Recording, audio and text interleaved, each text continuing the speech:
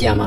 दोस्तों ये इलाज का एक ऐसा तरीका होता है जिसके जरिए त्वचा, बाल और शरीर से जुड़ी कई सारी बीमारियों को ठीक करने का दावा किया जाता है। लेकिन क्या ये सच में काम करता है? इसे कराने के क्या क्या फायदे, क्या नुकसान हो सकते हैं? हिजामा कब, कैसे और शरीर के किन किन अंगों पे कराना चाहिए? किन लोगों को हिजामा कराना चाहिए और किसे नहीं कराना चाहिए? और इसे कराते वक्त कौन कौन सी बातों का ख्याल रखना चाहिए? इन सारी बातों के बारे में आज के इस वीडियो में हम बात करेंगे।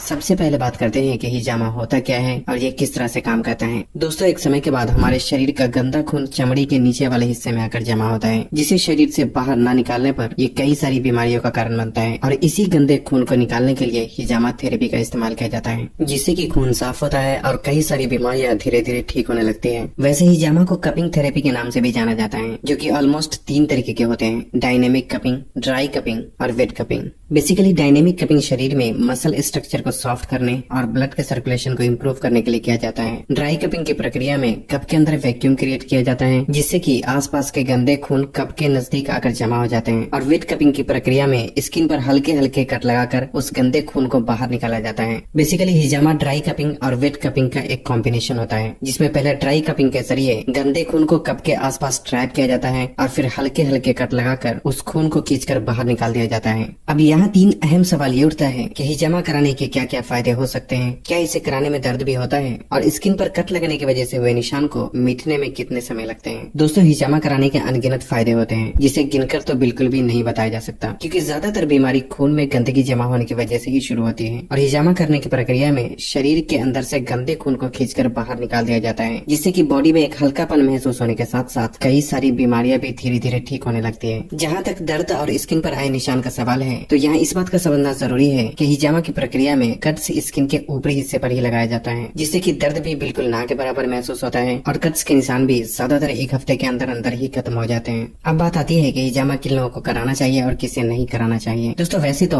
औरत हो या मर्द, पूरी तरह से तंदुरुस्त व्यक्ति भी बॉडी को डिटॉक्स करने के लिए हिजामा करा सकते हैं, क्योंकि वक्त के साथ साथ हर किसी के खून में गंदगी जमा हो ही जाती है, जो कि बाद में कई तरह की बीमारी का कारण बन सकती है। लेकिन खासकर जिन लोगों में स्किन से जुड़ी प्रॉब्लम जैसे कि एक्ने, पिंपल्स, एक्जिमा, सोराइसिस, बालों का झड़ना या गिरना, लीवर से जुड़ी problem, high blood pressure, high cholesterol, arthritis यानी जोड़ों का दर्द, माइग्रेन, बार बार होने वाला सर दर्द, हार्मोनल प्रॉब्लम जैसे कि थायराइड, पीसीओडी, मोटापा, सेक्सुअल प्रॉब्लम, बार बार सर्दी जुकाम होना, अस्थमा, इनफर्टिलिटी यानी औरतों और मर्दों में औलाद न होने की समस्या, कमजोर पाचन और इम्यूनिटी पावर को बढ़ाने के लिए भी हिजामा करवाना एक बहुत ही बेहतर ऑप्शन हो सकता है। लेकिन ध्यान रखें कि जिन लोगों को बुखार, डायबिटीज, एपिलेप्सी और लो ब्लड प्रेशर की प्रॉब्लम है, या जो लोग खून पतला होने की दवा का इस्तेमाल करते हैं, तो उन्हें बिना डॉक्टर की सलाह के हिजामा नहीं करवाना चाहिए, क्योंकि इस सिचुएशन में बहुत ही एहतियात की जरूरत होती है। इसलिए ऐसे में हिजामा करवाने से फायदे के बजाय नुकसान भी हो सकता है। हालांकि आप हिजामा करने वाले से भी ये बात पूछ सकते हैं। यहाँ एक सवाल यह भी उठता है कि कितनी उम्र के लोगों को हिजामा करवाना चाहिए। दोस्तों वैसे तो हिजामा करवाने के लिए कोई खास उम्र मुकर्रर नहीं है, क्योंकि ये व्यक्ति के फिजिकल सिचुएशन पे डिपेंड करता है। लेकिन फिर भी 12 साल से कम और 50 साल से उम्र के ज्यादा लोगों को हिजामा नहीं करवाना चाहिए, या फिर अगर कराते भी हैं तो कोई माहिर हिजामा थेरेपिस्ट की सलाह जरूर लेना चाहिए। अब बात आती है कि शरीर के किन किन हिस्सों पर हिजामा करवाना चाहिए। दोस्तों हर अलग अलग प्रॉब्लम के लिए शरीर के अलग अलग हिस्से पर हिजामा किया जाता है, इसलिए आपको जो भी प्रॉब्लम है वो हिजामा थेरेपिस्ट यानी हिजामा करने वाले को बताएं, क्योंकि उन्हें पता होता है कि किस प्रॉब्लम में शरीर के कौन से हिस्से पर हिजामा करवाना चाहिए।